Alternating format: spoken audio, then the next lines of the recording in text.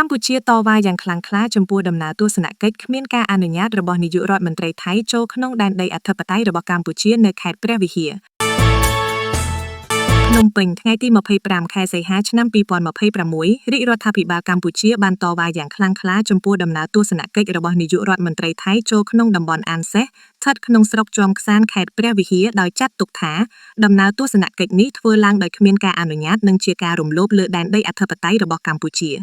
យោងតាមសេចក្តីប្រកាសព័ត៌មានរបស់ក្រសួងការបរទេសនិងសហប្រតិបត្តិការអន្តរជាតិដំណើរទស្សនកិច្ចនេះបានធ្វើឡើងនៅថ្ងៃទី23ខែសីហាឆ្នាំ2026កម្ពុជាចាត់ទុកសកម្មភាពនេះថាជាការប៉ុនប៉ងបង្កើតការទាមទារដោយខុសច្បាប់លើទឹកដីដែលកម្ពុជាអះអាងថាស្ថិតក្រោមអធិបតេយ្យភាពរបស់ខ្លួនសេចក្តីប្រកាសព័ត៌មានបានបញ្ជាក់ថារាជរដ្ឋាភិបាលកម្ពុជាតវ៉ាយ៉ាងខ្លាំងក្លាចំពោះដំណើរទស្សនកិច្ចដែលគ្មានការអនុញ្ញាតនេះកម្ពុជាបានអះអាងថាតំបន់នេះស្ថិតក្រោមការកាន់កាប់ដោយខុសច្បាប់របស់កងកម្លាំងប្រដាប់អាវុធថៃចាប់តាំងពីឆ្នាំ2025ហើយបានបញ្ជាក់ថាសកម្មភាពបែបនេះមិនអាចបង្កើតសិទ្ធិស្របច្បាប់លើទឹកដីកម្ពុជាបានឡើយកម្ពុជាបានបញ្ជាក់ថាជំហររបស់ខ្លួនផ្អែកលើឯកសារនិងផែនទីព្រំដែនជាប្រវត្តិសាស្ត្រដែលជាមូលដ្ឋានសម្រាប់កំណត់អធិបតេយ្យភាពនិងព្រំដែនរបស់ប្រទេស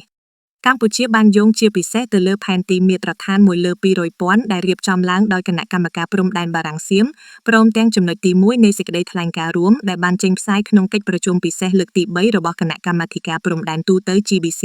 កាលពីថ្ងៃទី27ខែធ្នូឆ្នាំ2025តាមការបញ្ជាក់របស់កម្ពុជាសេចក្តីថ្លែងការណ៍រួមនេះបានហាមឃាត់សកម្មភាពបង្កហេតុដែលអាចធ្វើឲ្យភាពតានតឹងតាមព្រំដែនកាន់តែធ្ងន់ធ្ងរកម្ពុជាបានបញ្ជាក់ថាការបកស្រាយឬការអនុវត្តព្រំដែនដោយឯកតោភាគីមិនអាចមានអាទិភាពលើឯកសារនិងកិច្ចព្រមព្រៀងព្រំដែនដែលមានស្រាប់បានឡើយរាជរដ្ឋាភិបាលកម្ពុជាក៏បានបញ្ជាក់ជាថ្មីថាខ្លួនមិនទទួលស្គាល់ខ្សែព្រំដែនឯកតោភាគីឬការទាមទារទឹកដីណាមួយរបស់ថៃឡើយកម្ពុជាបានបន្ថែមថាដំណើរទស្សនកិច្ចរបស់នាយករដ្ឋមន្ត្រីថៃមិនអាចប៉ះពាល់ដល់ជំហរផ្លូវច្បាប់របស់កម្ពុជាឬជំហររបស់កម្ពុជាចំពោះព្រំដែនអន្តរជាតិរបស់ខ្លួនបានឡើយរាជរដ្ឋាភិបាលកម្ពុជាបានអំពាវនាវឲ្យភាគីថៃបញ្ឈប់សកម្មភាពដែលកម្ពុជាចាត់ទុកថាជាសកម្មភាពបង្កហេតុនៅក្នុងតំបន់ដែលកម្ពុជាអះអាងថាកំពុងស្ថិតក្រោមការកាន់កាប់ដោយខុសច្បាប់របស់កងកម្លាំងថៃព្រមទាំងនៅតំបន់មានជម្លោះផ្សេងទៀតតាមបណ្ដោយព្រំដែនកម្ពុជាបានបញ្ជាក់ថាការបញ្ឈប់សកម្មភាពបែបនេះអាចជួយកាត់បន្ថយភាពតានតឹងកសាងទំនុកចិត្តទៅវិញទៅមកនិងសម្របសម្រួលដល់ការដោះស្រាយបញ្ហាព្រំដែនតាមមធ្យោបាយសន្តិវិធីការតវ៉ារបស់កម្ពុជាកើតឡើងខណៈព្រំដែនកម្ពុជានិងថៃនៅតែមានភាពរសើបហើយភាគីទាំងពីរកំពុងមានការខ្វែងគំនិតគ្នាពាក់ព័ន្ធនឹងការគ្រប់គ្រងនិងការបកស្រាយបញ្ហាព្រំដែន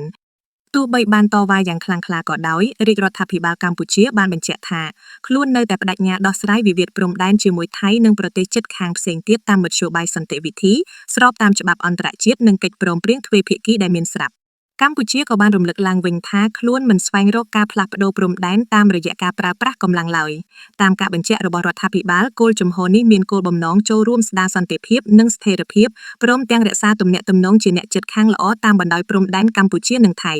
ការតវ៉ាចុងក្រោយរបស់កម្ពុជាបង្ហាញថាភាពតានតឹងផ្នែកការទូតរវាងប្រទេសទាំងពីរជុំវិញការបកស្រាយនិងការគ្រប់គ្រងតំបន់ព្រំដែននៅតែបន្តកម្ពុជារក្សាជំហរថាបញ្ហាអធិបតេយ្យភាពនិងព្រំដែនត្រូវផ្អែកលើឯកសារផ្លូវច្បាប់ផែនទីនិងកិច្ចព្រមព្រៀងដែលមានស្រាប់រដ្ឋាភិបាលកម្ពុជាក៏បានបញ្ជាក់ថាវិវាទគួរតែត្រូវបានដោះស្រាយតាមច្បាប់អន្តរជាតិយន្តការទ្វេភាគីនិងមធ្យោបាយសន្តិវិធីដើម្បីទប់ស្កាត់ការកើនឡើងនៃភាពតានតឹងតាមព្រំដែន